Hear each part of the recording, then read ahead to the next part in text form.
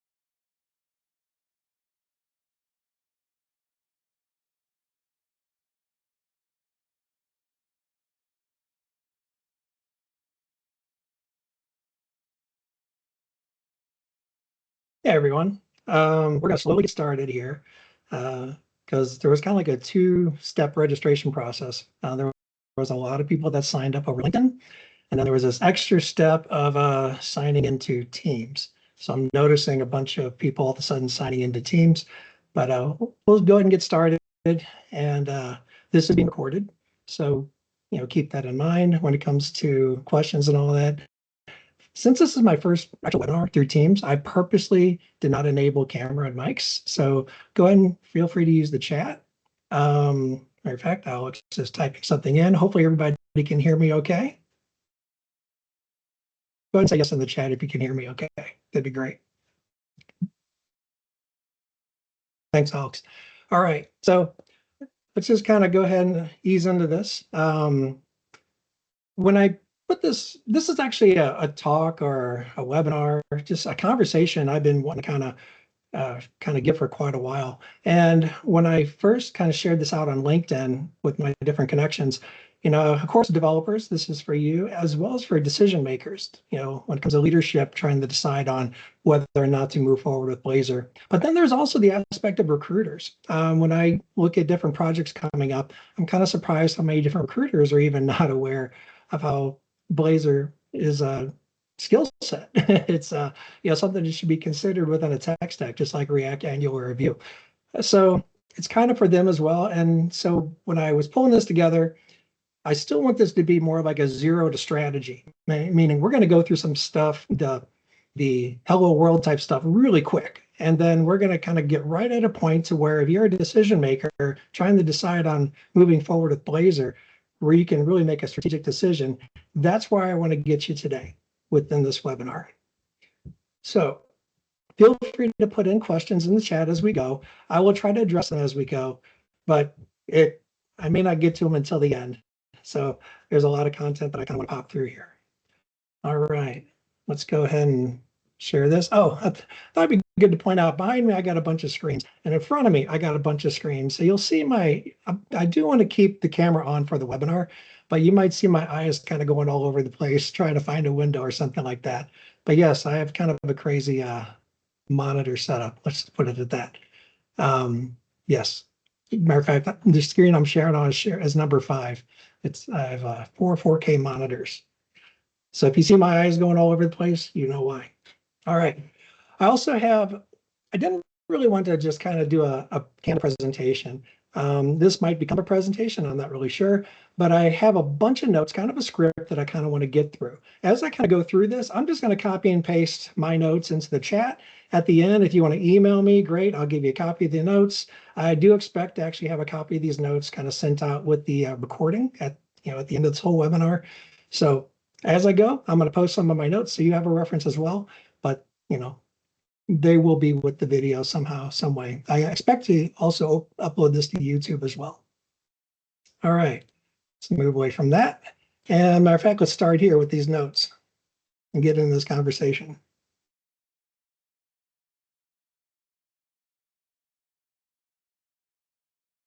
All right, so the timing of this really couldn't have been better, meaning when it comes to seriously considering Blazor as part of your strategy and moving forward with development period, especially if you're a .NET shop already.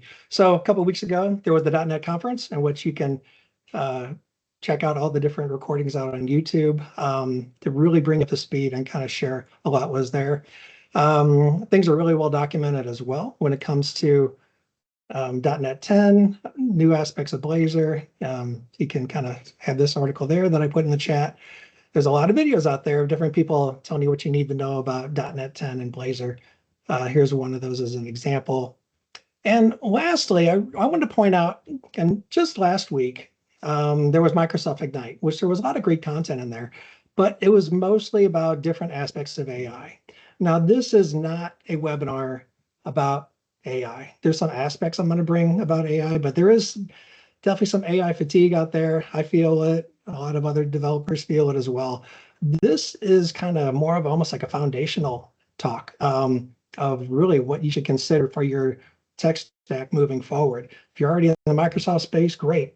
It makes a heck of a lot of sense. If you're not you might even want to consider it because there are some advantages that Blazor has that no other web framework has. And we're going to touch on some of those.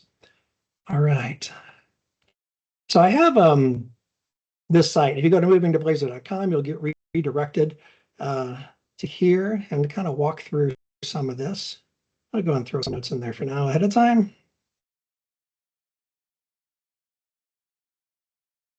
There we go.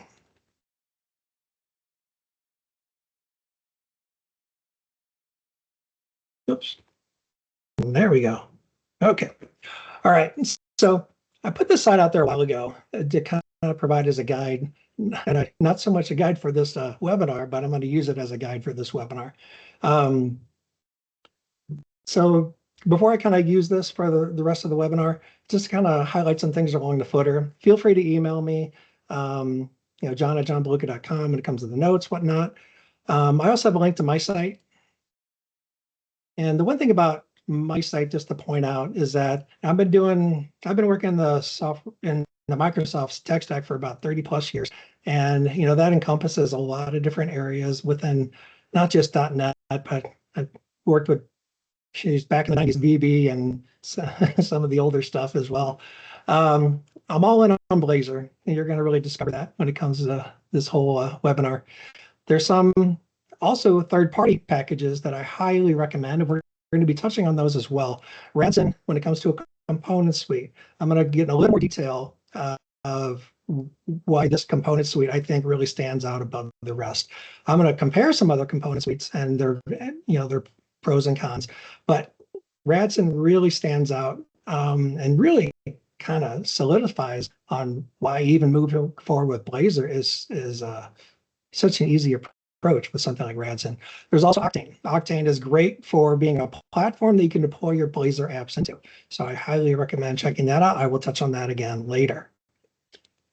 Let's pop through a few more of these. Also off of here, I got the YouTube channel. You'll probably, I actually got a recording of my websites themselves as well as some of the talks. Expect this webinar to be out here on the YouTube channel. LinkedIn, that's pretty much the only social network I'm a part of. If you want to connect with me on LinkedIn.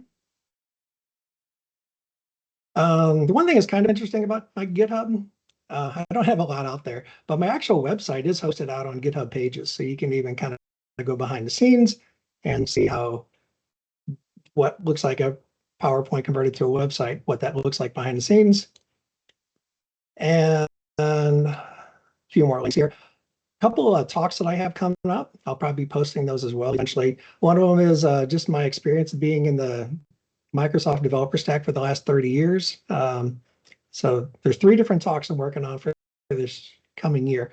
How to think in Blazor. I will be touching on some of those aspects as well as the world of Microsoft Office programming, integration, and automation, in which you actually can use Blazor for a web add-in. And that'll be part of that talk in the future.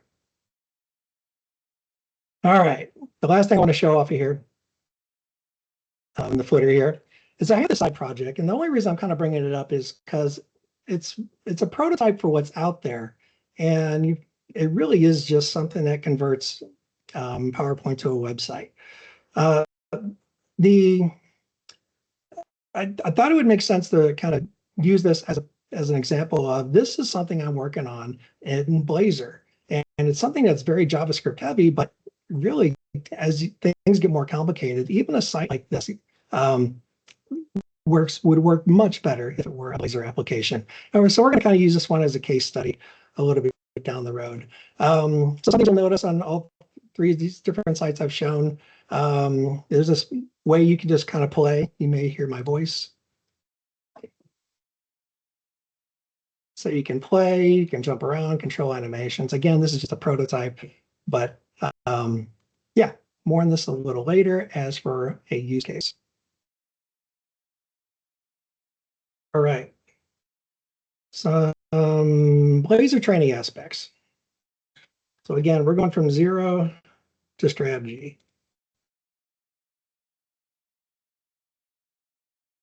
Okay, so in regards to training, Microsoft has their Blazor.net that has a fair amount of training out there to get you started.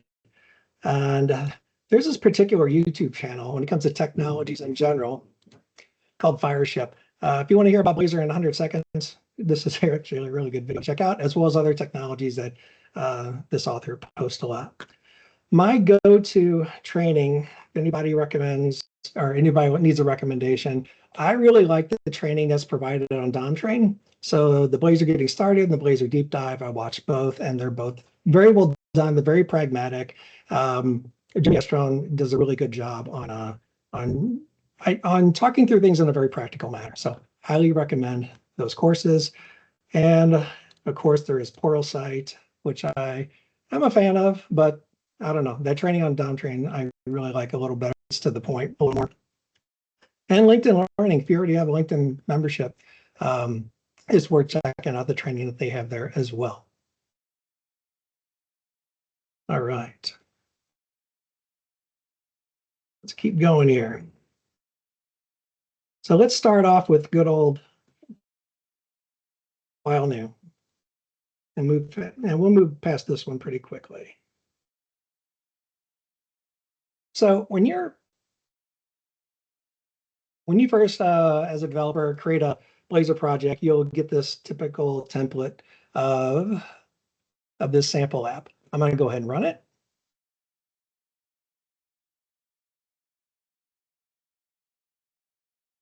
And it really is the hello world of sample apps.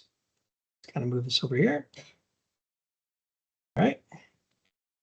So the counter is what's kind of demonstrated the most when it comes to Blazor. So you have the click me button, and the big reveal on that is that this is C# code that's actually executing that button. And if I put a breakpoint there, I hit click me, and then you can kind of hover over and see the value of that, and then F5 to continue.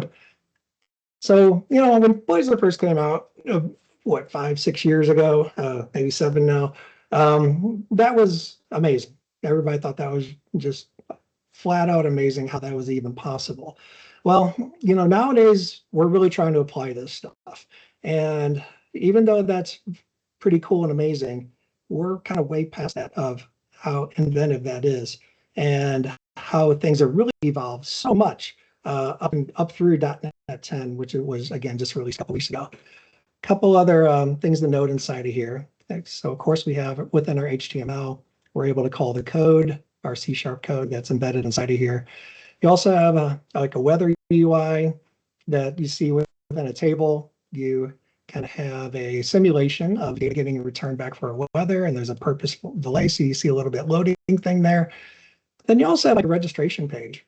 And what I kind of wanted to show here is that you see that you have more than your typical HTML tags. You have what are different components. So this edit form component is something that Microsoft has created when it comes to creating like a form that you see here. But then if I hit register and didn't fill anything in here, you'll notice that up above here, we have this like summary status message. Now this status message, if I jump into that, was actually a component, a custom component that's inside of here. Now, a lot of this stuff inside of the sample app is kind of created for demonstration purposes or getting to know, but it does also kind of show that, at a simplistic level of how you really could start creating your own components. And that's really the best way to approach Blazor, is how you can not just create your own, but we're going to be talking more about third-party components and how you really do want to leverage third-party components the best you can. All right, so I am going to stop running this. We're going to move past that.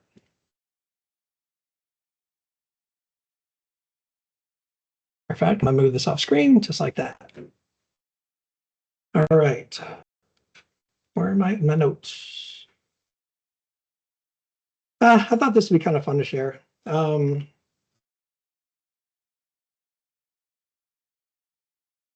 Dunning-Kruger effect. Now, I put a link out there to Shutterstock when it comes to different images out there that try to explain the Dunning-Kruger effect. I thought they all did okay. I went ahead and kind of created my own and kind of give a feel on this one.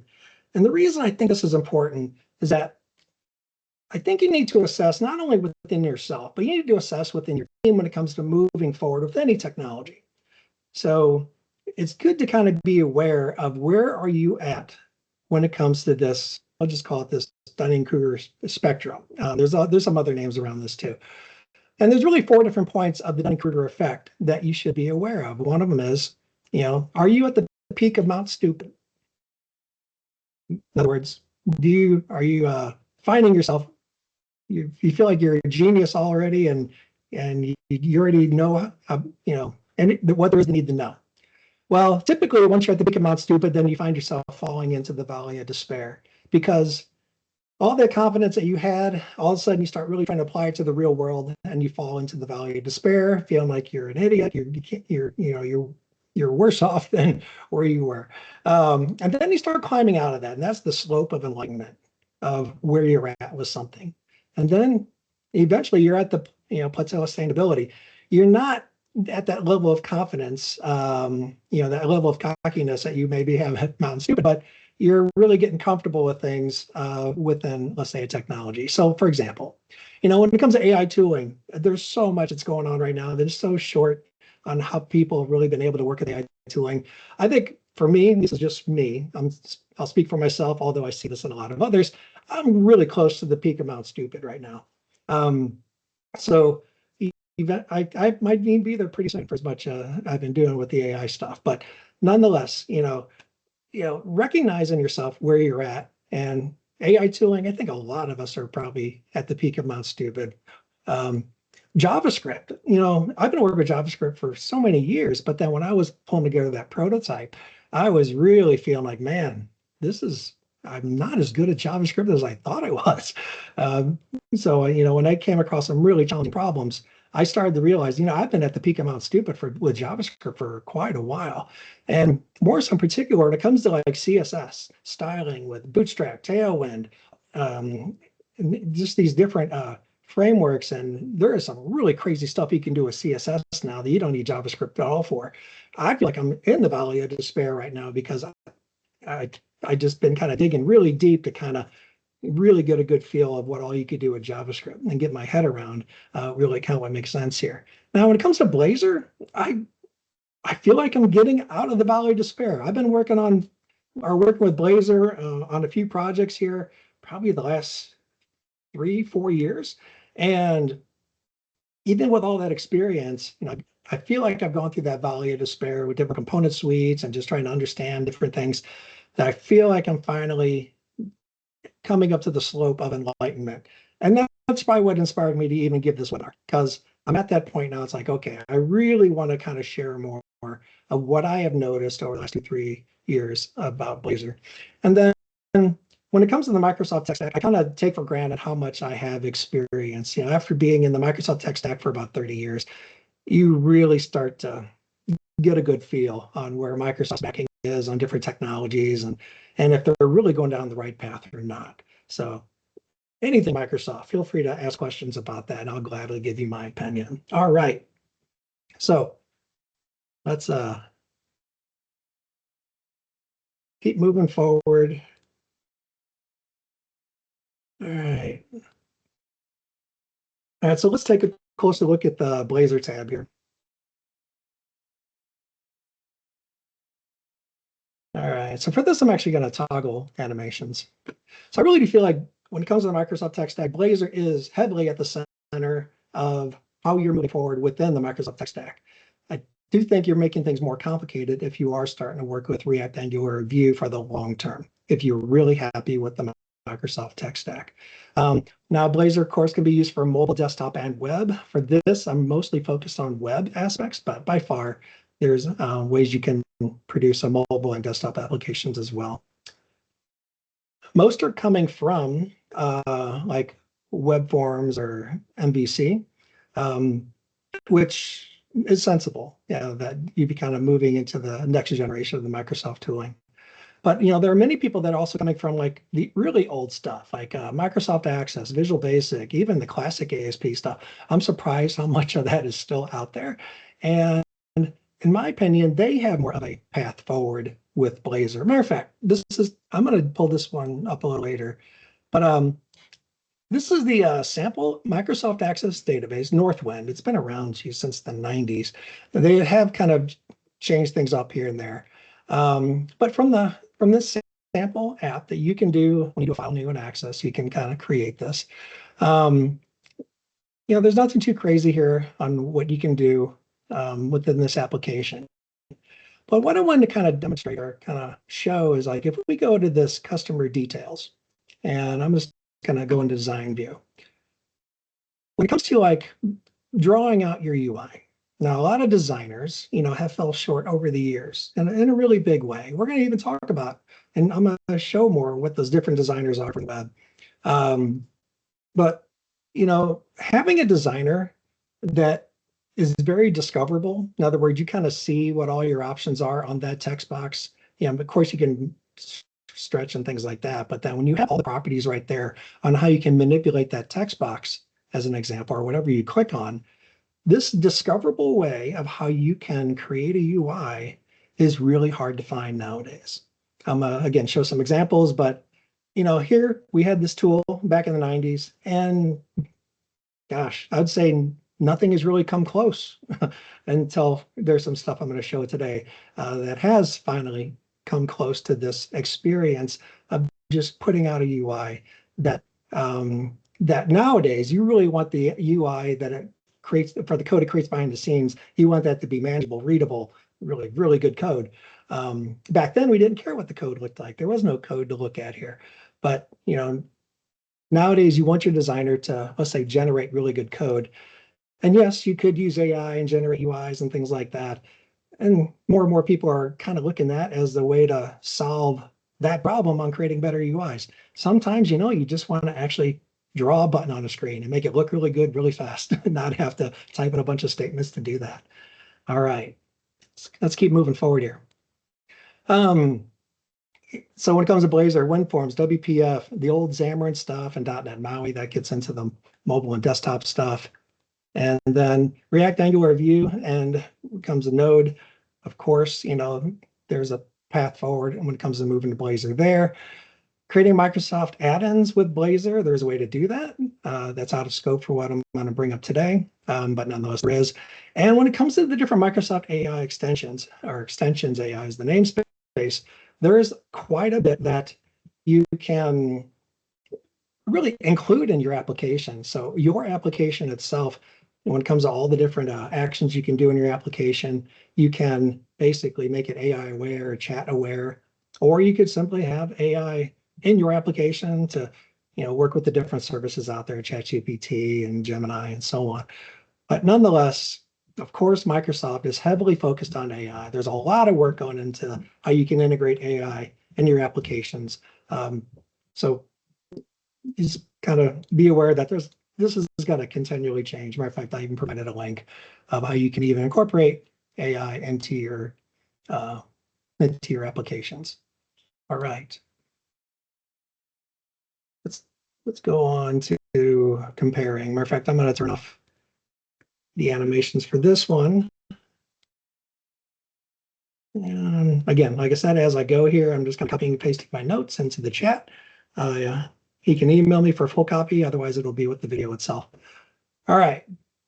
So before we kind of get into this comparison, I thought it'd be good to share this particular video. I'm not going to play it.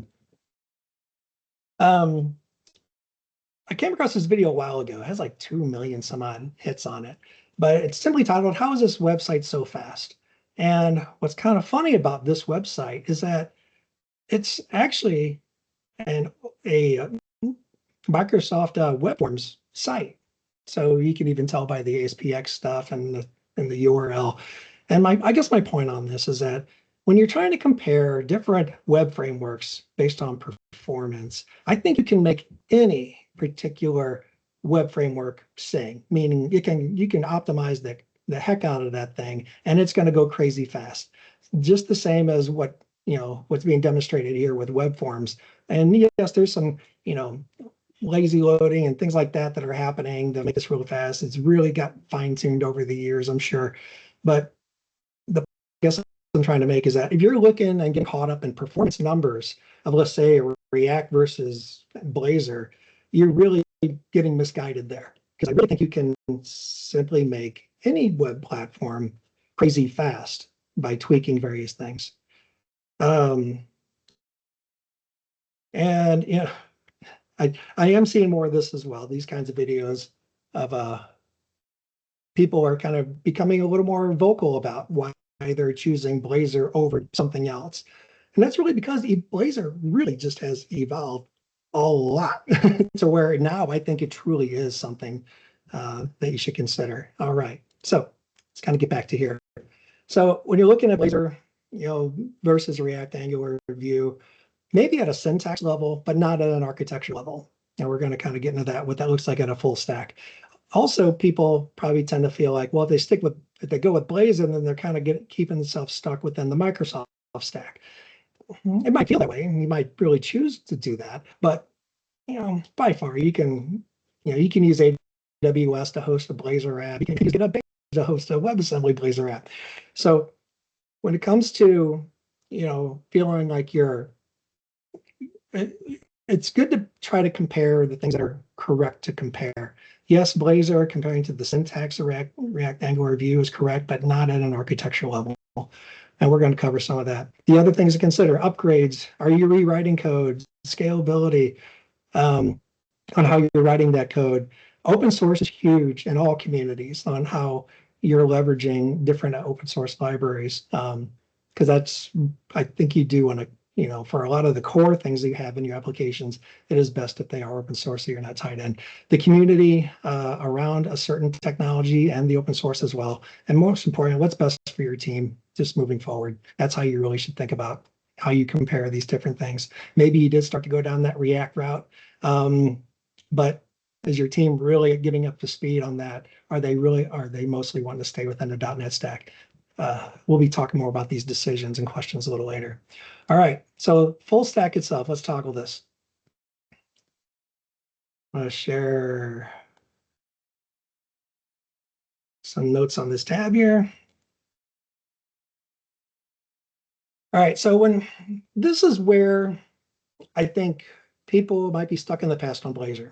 When Blazor first came out, you had two choices to where you had the deal with Blazor Client, which is WebAssembly, or Blazor Server, which is SignalR and WebSockets.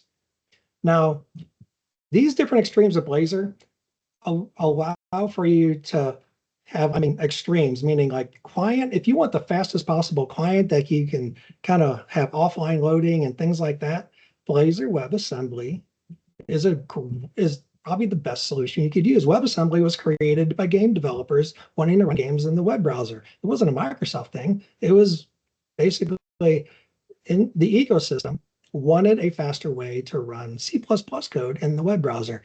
And Microsoft leveraged that with Blazor. And then Blazor Server, that is probably the thinnest way on how you can have a user interface and how you control a web application. So all those different clicks and all that are getting sent over SignalR, and then it's just updating the DOM on the way back. Basically, no logic is on the client.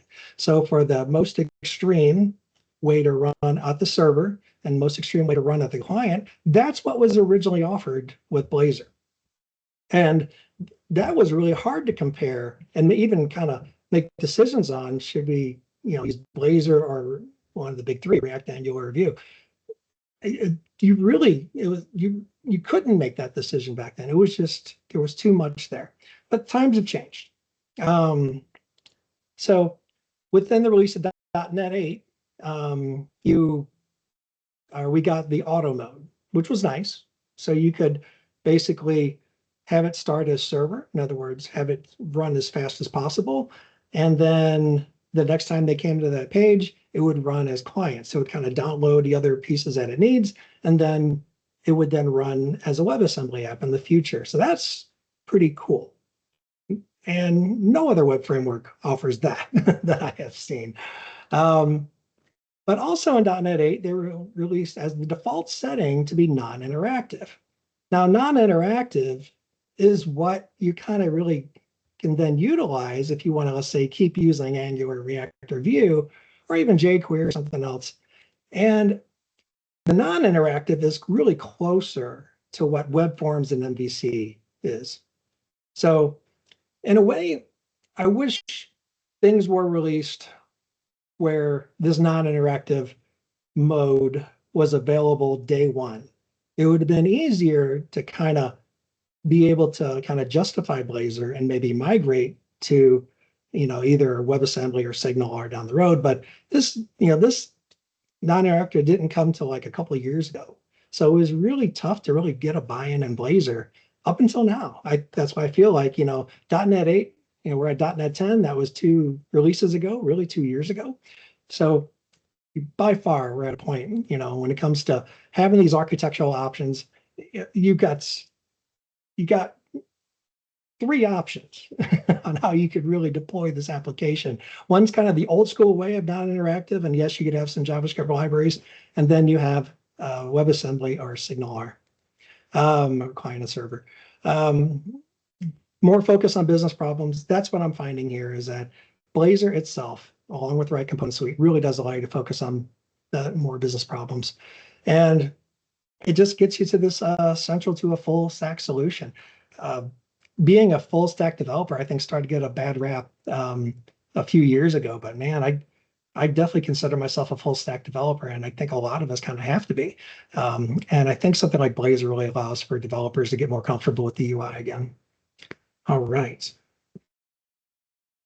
Let's see. From my notes, yeah, that'd be kind of fun to show. I came across this article, top 20 companies that are using WASM. In particular, one of them is Figma. Figma is a popular one. I remember them even posting this article. I'll pull up Figma. I remember even Figma posting this article. But this is kind of a intense application when it comes to where you really need to kind of control a lot of different things. I'm not a big fan of Figma, but nonetheless, I have to use it a lot when there's designers on the team. So yes, Figma, it's, from what I understand, it's still a WebAssembly app. And let's see. So yes, I put out this reference to the different hosting models. The one thing I want to say is that Blazor Server is probably still the most popular hosting model, because it is the easiest to get up and running fast, especially if you have an internal app. You don't have a whole lot of connections going on at one time, and you can just control so much for it to be Blazor Server. I think you'll see more of this auto type aspect getting pulled into more architectures where you could run server or client. And I also came across this talk, when it comes to working on HTMX. HTMX is a server-side way of kind of creating components, and I don't know, it's different. And you can incorporate that into ASP.NET, but I really just feel like we're at a point where you just don't need to do this anymore. I think you could really just simply use Blazor moving forward. All right, let's keep on moving. Let's talk about the mindset here. Yeah, I'm going to turn off animations for this one. I'll throw in my notes.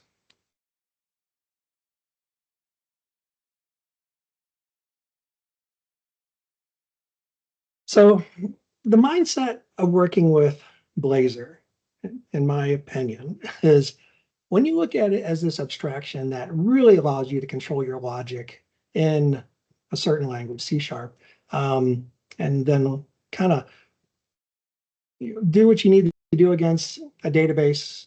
If you have to make a call into your database with a SQL command, so be it. If you have to make a call in the JavaScript, because maybe there's an internal library there, or you have to get to a window object or something like that, then you can call through JS interop to then work with JavaScript directly. So the reason I try to draw this comparison is that I kind of look at the interop of C# and Blazor going through the JavaScript interop is similar to like data access of how you're calling data, getting data, updating data, and so on through a SQL command. Now, a lot of us are using Entity Framework and things like that to do a lot of this. There's ugly ways right now to do a lot of this interop, but it works, and it works really well, and it's fast. But when it comes to where does C# kind of fit into this, it does provide this optimize performance of kind of balancing both of those kinds of data ways of getting the data, whether it's in the database or on the front end itself. When it comes to business logic, being in one place, great deployment options. I think there's a lot of leverage there. I thought this one video really kind of summed a lot of things up for me. It's I replaced my entire tech stack with Postgres, and I think it's kind of funny. It's only kind of funny because, a long time ago, I actually saw systems like this, when it came to, let's put everything in the database and have that serve up. We could put an endpoint on the database itself and have that serve up, the web content, the JavaScript, everything we need, have that serve up the pages. And we just do everything in managing everything in the database. Honestly, SharePoint's a little bit like this, but there were actually systems written because the database was really performant. And if all your data is there, well, why don't you put the whole app in there? The reason I'm kind of bringing this up, I feel like that's a little bit of the same comparison that we have when it comes to the front end side. We feel like everything should kind of be in the front end, and we're doing almost with these different JavaScript libraries, we're almost maybe doing a little too much there. That, I think we can balance this out a lot better. If you like JavaScript, you're coming from that background, great. Keep moving forward with it. I'm not saying that you have to change everything over the C#. But if you want more of a balanced full stack that you can kind of leverage, this is something to keep in mind. Are you doing too much in JavaScript that you might want to simply have in a more shared way across the spectrum here? All right. I guess that was a good time to bring up, when it comes to multimodal slides and thinking of this mindset, let me jump to here. So multimodal slides, again, is this kind of side project. This is a prototype of what's out there. It's all JavaScript. Matter of fact, this particular site leverages Reveal.js. So I basically have a process that converts to the Reveal.js format. Long term, I'm actually looking at using GSAP. GSAP is another animation library. You can do a lot more fun stuff with it, more things like that.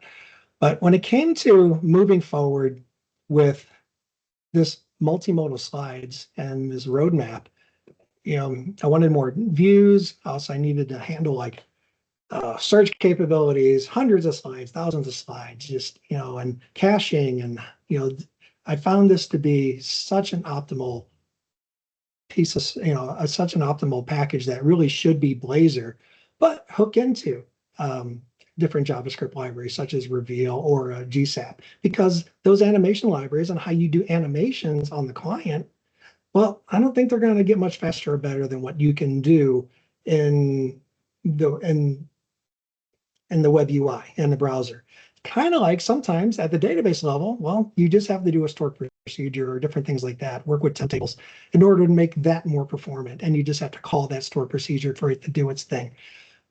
Again, there's a balance here. And I found that, I was battling a lot of ugly stuff in JavaScript to get some performance out of this with Reveal.js in particular. It's like, I really just need to have a better solution around this to where moving forward, this just needs to be Blazor, and I will hook into different JavaScript libraries as I go. So that's the aspect of this being a use case. All right. How are we doing on time? All right, not a whole lot of time. So I'm going to kind of try to move a little faster. Decisions. We put in the first 3 decisions. Let's toggle those.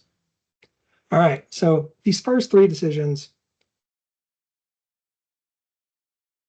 I refer to them as expensive decision because I see some really expensive mistakes out there. So these first 3, do you want to continue with the Microsoft tech stack? You really got to be honest with yourself. If you're switching to these other web frameworks and then you're like, yeah, let's keep doing everything in, .NET Core and services and what we're doing there, you really got to ask yourself, why are you starting to go down a kind of disjointed tech stack?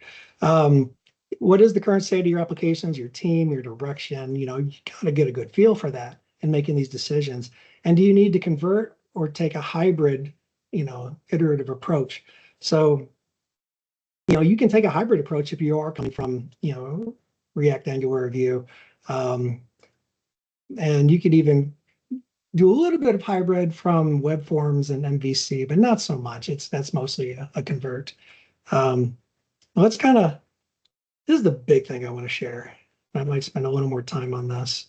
So when it comes to different tools and component suites, let's start with just tools out there. I'm going to throw some content in the chat here. And in the chat, I'm going to bounce back to my site. All right, we're going to be talking about Radzen quite a bit here in a minute, but I don't want to overlook Octane because I know I won't have enough time to cover that. I did put in the chat some other links here that Sean Walker, the creator of Octane and .NET Noob back in the day, he did a really good job of even kind of walking through Blazor and a little bit of what Octane is. He did 2 talks recently, and both are worth checking out when it comes to getting a good feel for .NET 10, Blazor, and Octane, where that fits. But kind of back to my screenshot here on Octane, it kind of just encompasses a lot of these different aspects that you don't want to have to worry about programming in all your different systems. So like event logging, user authentication, just multiple sites, multiple domains being hosted. And this overall, I think the way you can sum up Octane, I think it's the WordPress for Blazor apps. That's my opinion. So look at it that way. If you want the WordPress for Blazor apps, check out Octane. All right. And so when I look at these different component suites, let's go, let me blast some of these in the chat. And we'll kind of take these on a little at a time. Put a little too much there.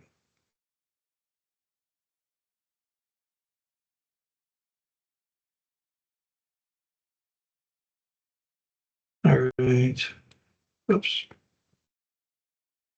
I think I did that right. Looks like Blazor, I might have messed up in the chat, but nonetheless, let's focus on what we have here on component suites.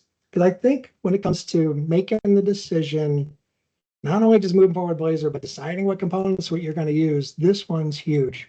I know we're going to be kind of come up the end of the hour, but nonetheless, this is what I think everybody should pay attention to the most. First off, we got the not free stuff and not open source. So the big ones out there are, you got Telerik, and Telerik they've been around for since the 90s, maybe early 2000, not really sure, but yes, they have a huge suite of components to use. I had used these on different projects. They're actually very good. And actually, for a lot of these paid for ones that are not open source directly, a lot of these that when you're paying for them, you can get access to the source code, at least the Blazor source code. So there's Telerik, there's DevExpress. I like them as well. When it comes to components to purchase, I like Syncfusion probably the most personally. As a matter of fact, I was working with them heavily when it comes to, because they have a lot of components that you can't find open source. So initially, I was working pretty heavily with Syncfusion. And then you got the free stuff. You got Blazor, which is crazy popular. There's a huge community behind Blazor. But there's really no business model to Blazor. And that should concern really any company about longevity. Yes, there's a really big community around it, but I don't know. It feels like it could get disjointed for what their focus is. And there's also Blazor straps. So you have some component libraries that are kind of focused around a given CSS framework, such as Bootstrap. And so it kind of puts a syntax, or Blazor, it basically has Blazor components that adhere to the Bootstrap syntax way of doing things. All right, so then there's the mostly free and open source, but with a business model. So Radzen, we're going to talk about this one in a little more detail. Another one I want to mention is Blazorize. Blazorize, I like this one Their source code is open source, and you can kind of see it on GitHub. They also support different CSS frameworks: Bootstrap, Material, Tailwind. But if you're a large company and you want to use this on a commercial project, then you do have to pay a licensing fee for that. And that's okay, and that's understandable. I appreciate that they are open source. Any company charging for their software, I'm not trying to knock them at all. It's just when it comes to like a component suite that you're really dependent upon, that's where Radzen and its components, I got sucked into this. Matter of fact, I would bounce across Syncfusion, Blazor, and Radzen for quite a while, which one I really want to kind of dig deeper into. And it did kind of come down to digging through source code and the experience of the source code first of what really made me go to Radzen. And then they have the business model of having this designer. So let's kind of get into some of the Radzen stuff. Paste my notes in the chat. All right. Let's close some windows here.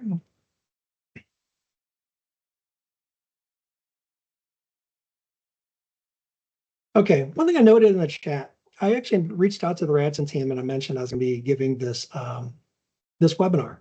And they offered up a promo code, which is pretty cool. So if you use a promo code of moving to Blazor, you get 150 off. So I thought that was pretty generous of them to do that.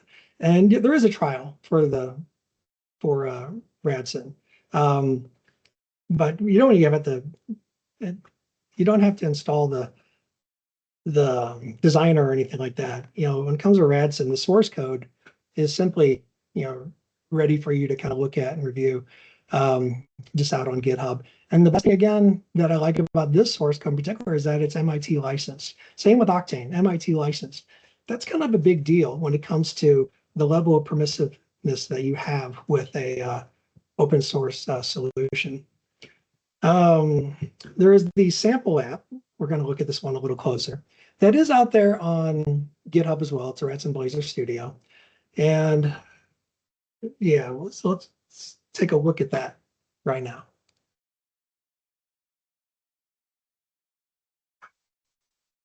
So the sample app, in fact, I'm going to go ahead and run it.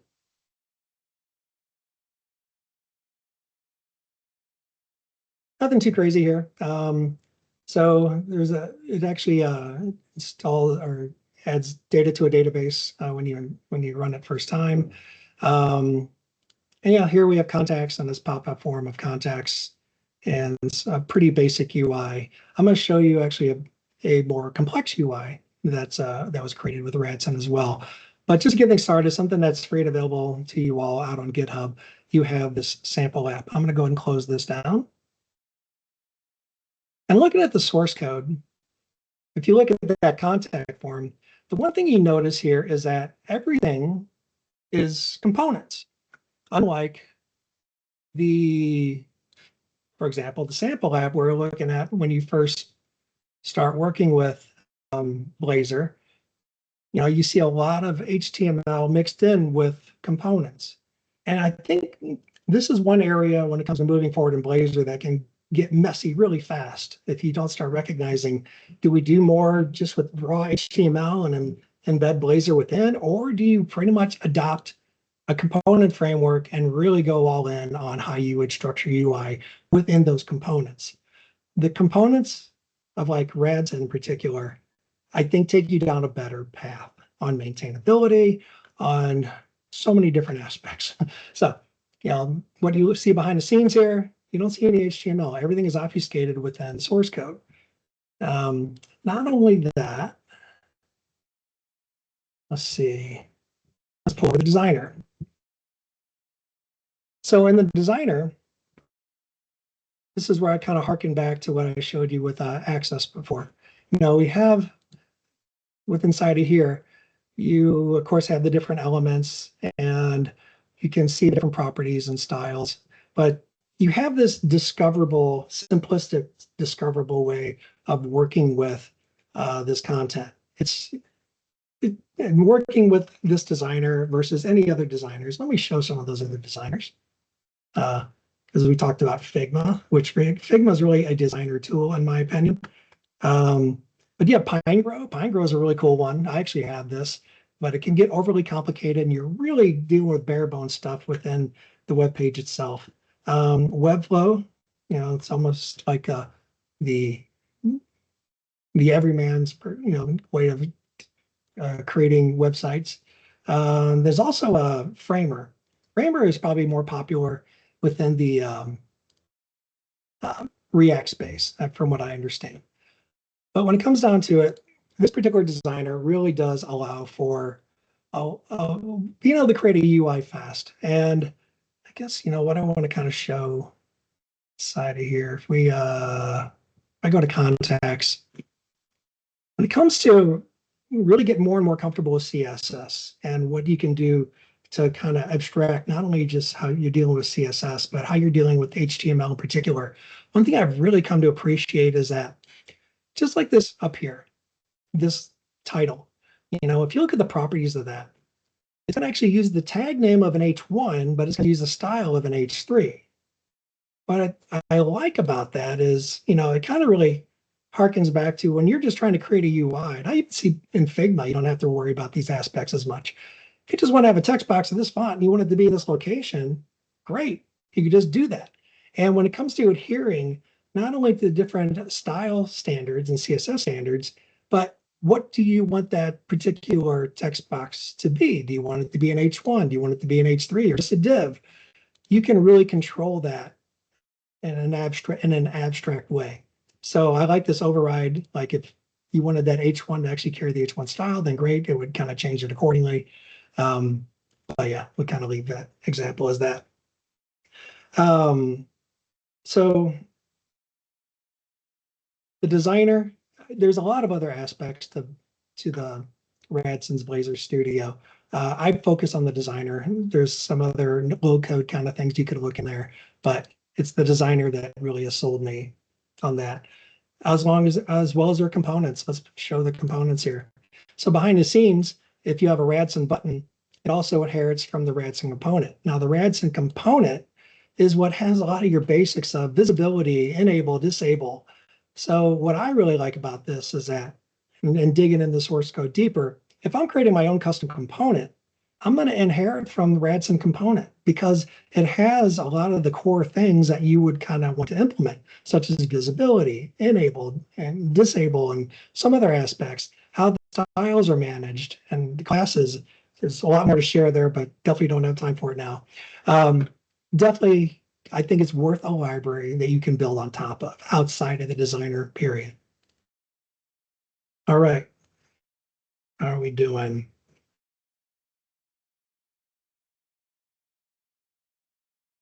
Here's this healthcare example. I'm not going to have time to get into it. When it comes to a lot of pre-packaged ones, there are some pretty good examples out there that you can kind of leverage. You might be able to load one up here in the designer pretty quickly. You can even live preview it here, but they have a couple of solutions out there that look a little cleaner. Look, that look like something that how you'd be creating your web page. So for example, we got the pricing thing here. And if I pull the designer back over, I just loaded this one back up. I look at pricing, the experience of editing and working with this page. And there's a lot I'm going so fast through Radzen here that I'm also forgetting that you got the split view. So whenever you click on something, it navigates to that in the code. You also have an outline view, which also navigates in code where you're at. So the sensibilities are all there within this designer on how to create something pretty quickly. A class versus styling. Again, there's a lot more to kind of share there, but I really, really like working with the styling inside here. All right, we got 1 minute left. So feel free to throw some questions in there. We can stay a little longer if you want me to answer some of those. To wrap up on the decisions that you're typically making. Inside of here, let's close these down. All right. So what patterns and practices should you consider? It's a little out of scope of this discussion, but you know, should you put the code behind in the same file as the Razor file? Should you use a model view pattern? A lot of things to work through there for your team, but once you pick it, stick with it. Don't try to kind of bounce all over the place with different patterns. And when it comes to how you should think in implementing Blazor, we talked a little bit about that with the mindset. So when it comes to the decisions, yeah, I think it's something to keep in mind. All right, let's wrap this up. I'll wrap it up by saying when it comes to different offerings that I have, multimodal science is really this side project that I'm kind of working through more and more. I am actually working with some people in a capacity to where they're interested in how all this is coming together. But if you're really interested in doing this PowerPoint to web, I have some options out there that you could check out. When it comes to just kind of working with me directly, the different options I have, I kind of do things as an advisory, a project, or as a solution. I also do things as subcontractors. So for the different recruiters out there, I still do stuff by the hour, but I only do that as a subcontractor. Otherwise, I do things for a given price. Anything and everything I do a free 30 minutes to kind of make sure. Even if you just want to pick my brain on something, anything and everything I do a free 30-minute consultation. And of course, everything I do a 100% guarantee. Whether it's just the advice, if you feel like I gave you bad advice, so be it. Or, if you really want a solution and you're not happy with it, yes, you'd get 100% of your money back. Lastly, options on the moving to Blazor. I do offer up this workshop, which is more of a continuation to kind of dig more into your problems at hand. I look at this as like 2 different sessions, probably within 1 week. And then if there's a cohort, maybe to kind of get things up and running on this conversion, or even some training, I recognize that as being a cohort on how to get moving forward. Or if you just simply need to be part of your project as a whole, I can do that as well. All right. 102, 2 minutes over. Is there any questions out there? And I'm sorry that I did not enable a video or voice on this being my first webinar. So feel free to post any questions in the chat. Again, I'll have this recording out there available. I think you'll be able to get to the raw recording as well as on YouTube. Feel free to send me an email if you want a copy of my notes. I'll try to include those notes either way with the videos. Outside of that, if I see no questions, we can go ahead and end this webinar. Great. All right. Well, thank you, everyone. Appreciate your time. Feel free to reach out at john@johnbeluga.com.